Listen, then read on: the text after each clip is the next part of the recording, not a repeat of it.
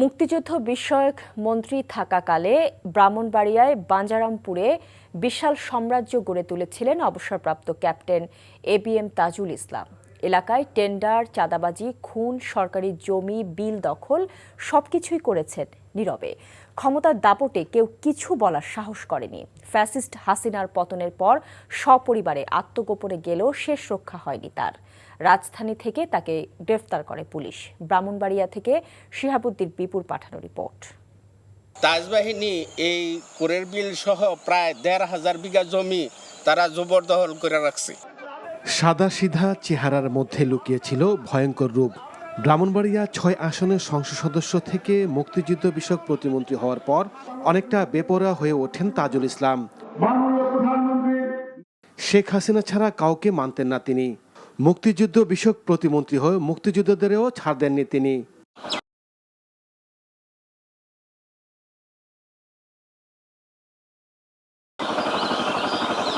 আধিপত্য ধরে রাখতে গড়ে তুলেছেন তাজবাহিনী। তাদের কাজ ছিল ভয়ভীতি দেখিয়ে নিরীহ মানুষের জমি দখল, টেন্ডার, চাঁদাবাজি, মামলা বাণিজ্য। বিরোধী মত দমনে কঠোর ছিলেন স্বৈরাচারের দোসর তাজুল ইসলাম। দলীয় পদ পদবি সহ সকল কাজের নিয়ন্ত্রণ ছিল তাজুল ইসলামের ভাগ্নে জনি চেয়ারম্যান ও ভাতিজা তুষারের উপর। তার সাহেবের নির্দেশে শত শত কানিয়ার ভাতিজা বাগনাহারা দখল করছে। আমরা এ মানুষের দখলগুলি ছুড়াইতে চাই। ফ্যাসিস্ট সরকারের পতনের পর তিনি আত্মগোপনে চলে যান। ছাত্রদল কর্মী নয়ন হত্যার ঘটনায় পুলিশ তাকে গত বছরের আগস্ট মাসে ঢাকা থেকে গ্রেপ্তার করে।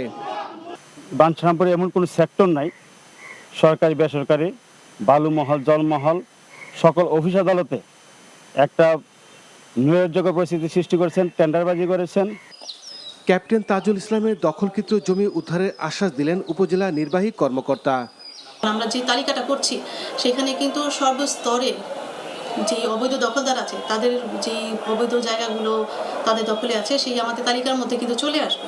তালিকায় চলে আসলে আমরা সাধারণত যেটা করি, আমরা অবৈধ দখল থেকে আমাদের যে সরকারি খাস জমিগুলো আছে সেগুলো উদ্ধার করি। তাজুল ইসলামের কঠোর শাস্তির দাবি জানিয়েছেন ব্রাহ্মণবাড়িয়া ৬ আসনের জনগণ। NTV news desk.